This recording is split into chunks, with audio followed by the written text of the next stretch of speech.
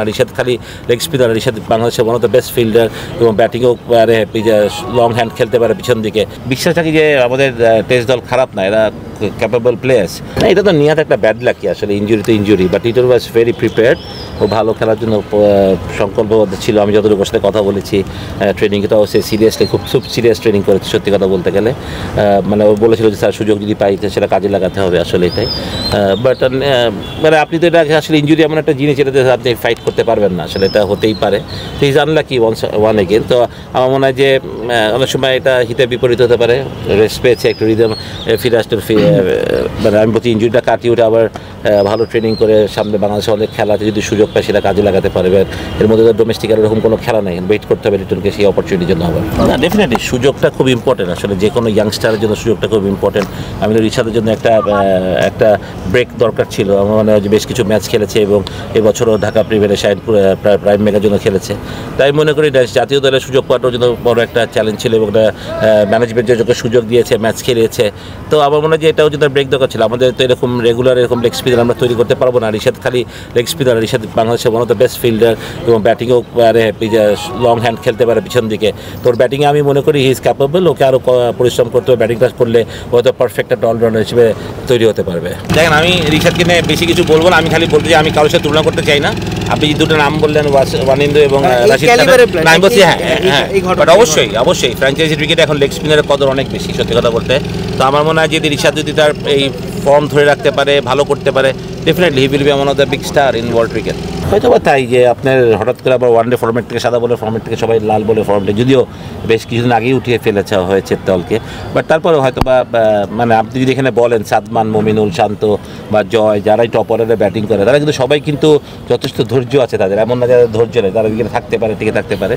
But মানে again হয়তো আমি জানি না কীভাবে আউট হয়েছে, আমি খেলা এক ফোটাও দেখিনি আজকে, তো ওটা নিয়ে কমেন্ট করার বলতে পারবো না। বাট আমি বিশ্বাস থাকি যে আমাদের টেস্ট দল খারাপ না, এরা ক্যাপেবল প্লেয়ার্স, বাট হচ্ছে না হয়তো হবে, সেটাই সবচেয়ে বড় কথা। আমাদের ওয়েট করতে হবে, একটু সুযোগ দিতে হবে, ধৈর্য ধরতে হবে, সেটাই করা আমাদেরও ধৈর্য ধরতে হবে সবাইকে। আমার মনে হয় যে সবাই ক্যাপেবল, এমন না যে তারা ক্যাপেবল না। ফার্স্ট অফ অল মানে এটা ছেলেদের ক্রেডিট, যারা ভালো ক্রিকেট খেলছে বলেই আমরা এত একটা ছোটো বাজেটের টিম হয়েও মানে অনেক ইয়াং প্লেয়ার, মানে যদিও কিছু সিনিয়র প্লেয়ার ছিল, বাট তারপরেও মানে যারা ছিল নাইম, ফরাদ এবং সানিয়ার হয়তো অনেক এক্সপিরিয়েন্স, বাট বাকি পুরো টিমটা খুব ইনএক্সপিরিয়েন্স একটা দল।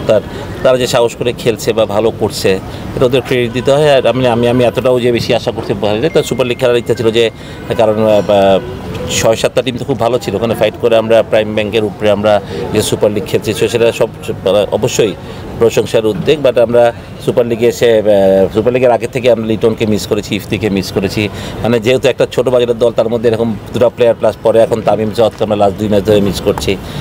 তো এই 4টা ব্যাটসম্যান না থাকাতে ডেফিনেটলি আমরা একটু পিছিয়ে পড়ে গেছি। বাট নেভারদিলেস অন্য ছেলেরা সুযোগ পাচ্ছে, তাদের জন্য একটা বড় এক্সপোজার হচ্ছে, এটাও ব্যাপার। বাট আমরা অনেকে হয়তো বা সুযোগটা কাজে লাগিয়েছে, অনেক হয়তো বা লাগাতে পারেনি। বাট প্রথম বছর ইনএক্সপিরিয়েন্স তো অবশ্যই একটা বড় ম্যাটার করে। বাট আমি হ্যাপি, আমি বলবো না যে আমি হ্যাপি না, আমি হ্যাপি যে সোফার আমরা যে পারফরমেন্স করেছি, এখনও 3টা ম্যাচ আছে। আমি খালি ওইটি একটা কথাই বলি যে এটা একটা জাস্ট অপরচুনিটি ফর এভরিবডি, মানে আমার টিমের যারা ইয়াংস্টার আছে, তো তারা যদি সেই অপরচুনিটিটা কাজে লাগাবে, ফিউচারে তাদের জন্যই ভালো হবে। কম্পিটিটিভ হয়েছে, ভালো কম্পিটিটিভনেস আছে। আমার মনে হয় যে এখনও তো শিরোপা রেসে আবনি, মডার্ন টিকে আছে, গাজী গ্রুপও টিকে আছে, আমি মনে করি 3টা দলই টিকে আছে। সুতরাং এখনও বলা যায় না যে কেন শিরোপা হবে, যদিও আবনি খুব ভালো ক্রিকেট খেলছে, মডার্নও খেলছে, গাজীও খুব ভালো ক্রিকেট খেলছে। তো আমার মনে হয় যে ভালো একটা লিগ হয়েছে, মনে করেন অনেক ইয়াংস্টাররা ভালো পারফর্ম করেছে, এটাও আমাদের জন্য একটা বড় ব্যাপার, যে নতুন নতুন প্লেয়াররা পারফর্ম করেছে, এটা একটা বড় ব্যাপার। তো আমার মনে হয় খুব ভালো একটা লিগ হয়েছে। গরমটা একটা কনসার্ন সত্যি কথা, যেটা সবসময় আমরা বলি, বাট হয়তো বা এটা নিয়ে একটু চিন্তা করার দরকার আছে। বিশেষ করে রমজান মাসটাতে ছেলেদের অনেক কষ্ট হয়েছে, কারণ 2 দিন পরে আবার একটা করে ম্যাচ খেলা টাফ হয়, বেসিক্যালি ফাস্ট বোলারের জন্য ডিফিকাল্ট হয়। তো ছোটো ছোটো ইঞ্জুরিগুলো, আমার যেমন ফাস্ট বোলারটা ইঞ্জুরিতে আমরা একটু ভুগেছি, যে ফাস্ট বোলারটা ইঞ্জুরি ছিল প্রায় আমাদের 4 সপ্তাহ তো খেলতেই পারেনি। তো এটা একটা কনসার্ন এই গরমে আসলে সত্যি কথা বলতে। ফার্স্ট কথা হচ্ছে শাহিনপুকুর ডেফিনেটলি আমারই, মানে যারা খেলছে আমার একাডেমি প্লেয়ার সবাই বলতেই পারে। বাট যদি এরকম কোনো সিচুয়েশন হতো, তাহলে তো আমি 350 রান করে 150 রান হলট করতে বলতাম। ওদের আমরা এত কিছু দরকার ছিল না। আমার মনে হয় না এটা নিঃসন্দেহে একটা সন্দেহের আউট, ওদের আউটগুলো দেখে হয়তো সন্দেহ করছে তারা, এটাই। বাট আমার মনে হয় না, আর আমার না যে আমরা চ্যাম্পিয়ন রেতে ছিলাম, যে 2টা পয়েন্ট আমাদের খুবই দরকার ছিল, তাহলে আমরা চ্যাম্পিয়ন হতে পারবো না, এরকম কিছুও না।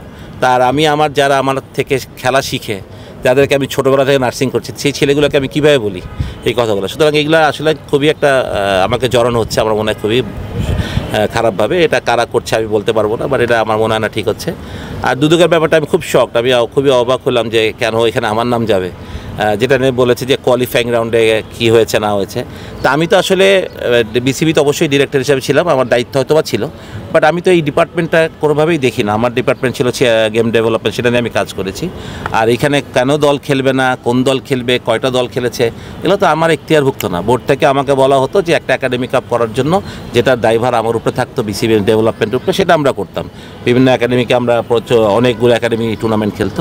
তো এটার মধ্যে মানে আমার নাম সম্পৃক্ততা করার কারণটা কী বা কারা করেছে বা কে কমপ্লিট, এরকম সুনির্দিষ্ট যদি অভিযোগ থাকতো তাহলে আমার জন্য ইজি হতো বোঝা যায় কেন আমার নাম জড়ানো হলো বা আমার কী রোলটা ছিল আসলে এই সিসিডিএমের আন্ডারে যে টুর্নামেন্টটা, ওতে আমার কী রোল, আমি এটাই খুব অবাক করলাম। ম্যাচই তো বলে 2টা না 3টা টিম খেলেছে, ওটা আমাদের পাতানো হবে কেমনে ম্যাচ, আমি তো এটা বুঝলাম না। মানে 2টা টিম খেললে তো 2টা টিম চ্যাম্পিয়ন হয়ে গেছে, রানার্স আপ হয়ে গেছে, তা পাতানোর কিছু নাই তো। একটা টিম চ্যাম্পিয়ন হবে, একটা রানার্স আপ হবে, পাতানোর কী হইলো, আমি তো এটাই বুঝলাম না। এখন কোনো টিম যদি এন্ট্রি না করে সেটা তো আর আমার মল্লিক ভাইয়ের দোষ না বা বোর্ডের অন্য কারোর দোষ ছিল না।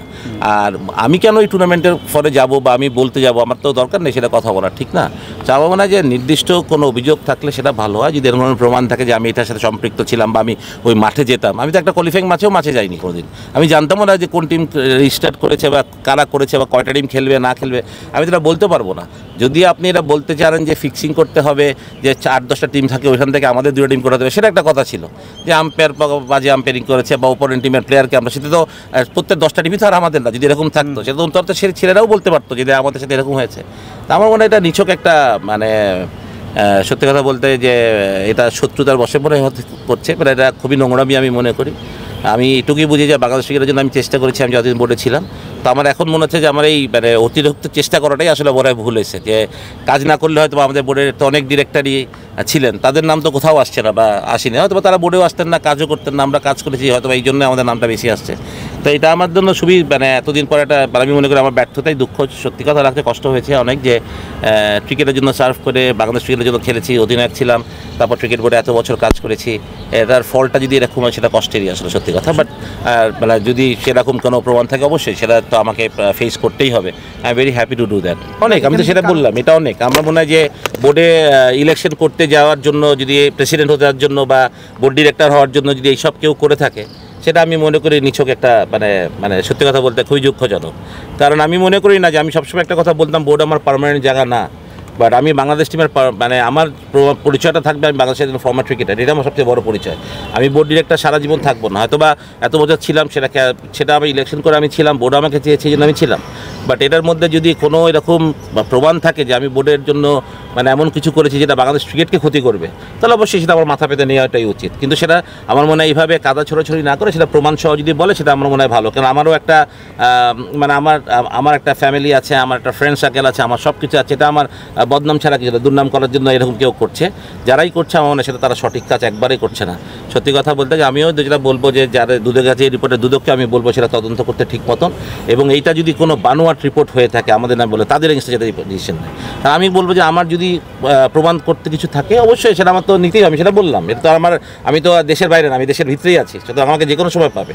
তো আমার কথা হচ্ছে যে কিন্তু জিনিসটা যদি সঠিক না হয় তাহলে সেক্ষেত্রে কী হবে? কারণ আমার নাম তো আজকে নষ্ট হলো না, যে আমার নাম গেলে মানুষ আমাকে এখন এই কথাটা বলছে, অনেকেই বলছে তোর নাম দুদকে গেল, অনেক কিছু হলো। সুতরাং যদি হয় সেটা যদি এটা ফলস একটা ইয়ে করে, তাহলে সেক্ষেত্রে কী হবে? সেটাও আমার প্রশ্ন সবার কাছে, যে আমি যেটা বললাম যে এত বছর ক্রিকেট খেললাম, ক্রিকেটের সাথেই ছিলাম, কারণ আমি ক্রিকেটের মাঠের বাইরে একটা দিনও যাইনি আজ পর্যন্ত। সত্যি কথা, ক্রিকেটই আমার সব কিছু, আমার পেশা বলেন, আমার নেশা বলেন, যেটাই বলেন।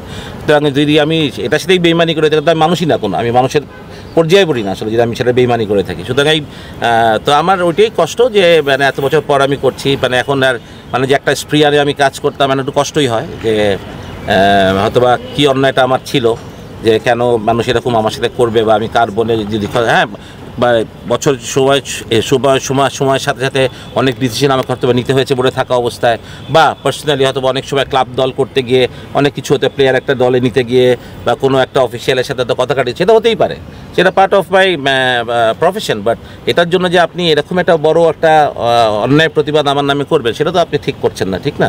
পার্সোনালি আপনার সাথে আমার সম্পর্ক খারাপ থাকে, সেটার জন্য আপনি আমাকে এভাবে মানে অপদস্থ করবেন, সেটা আসলে মেনে নেওয়ার মতোই না। বাট ঠিক আছে, আমি তো বললাম যে I am take the challenge, সুতরাং আমার কোনো অসুবিধা নাই। Any time Dudok can ask me the questions, and তারা যেটা পেয়েছেন যদি তারা সত্যতা পেয়ে থাকে সেটাও আমাকে বলবেন নিশ্চয়ই, যদি এরকম হয়ে থাকে। আমাকে কিছুই বলা হয়নি, জানি না। আমি খালি আমার যেহেতু প্লেয়াররা তারা আমাকে ফোন করেছিল, রাহিম ফোন করেছিল, বিকজ রাহিম আমার সাথে প্রায় ওর বয়স যখন 13-14 তখন ও আমার সাথে একাডেমিতে কাজ করে।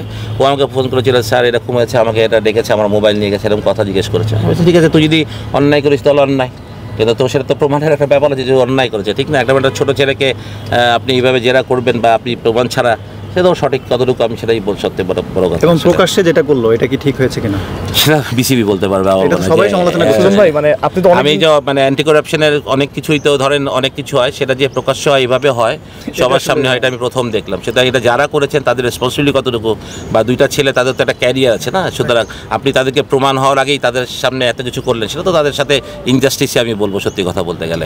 আমি বলবো যে আমাদের ডোমেস্টিকের one of the best player সত্যি কথা বলতে গেলে, প্রিমিয়ার লিগের তো অবশ্যই, মানে প্রতি বছর এত রান করে এবং এত এক্সপিরিয়েন্স। আমি একটু আগেই আমার কিছু ইয়াং ছেলেকে ওর ব্যাটিং দেখাচ্ছিলাম, গাজীর ব্যাটিং হচ্ছিল, যখন ব্যাটিং করছিল দেখাচ্ছিলাম যে কত পলিশড ব্যাটিং করে, কতটা সেন্সেবল ব্যাটিং করে, এবং মানে আমার মনে হয় যে ওকে আউট করা যাবে না।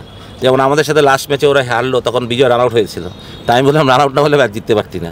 তো দ্যাটস মানে সত্যি কথা বিজয়, মানে আমার মনে হয় যে মানে আমাদের ডোমেস্টিক ক্রিকেট সার্কিটের প্রিমিয়ার লিগে মানে অনবদ্য, আসলে ওর থেকে বেটার প্লেয়ার মনে হয় নাই এখন সত্যি কথা বলতে।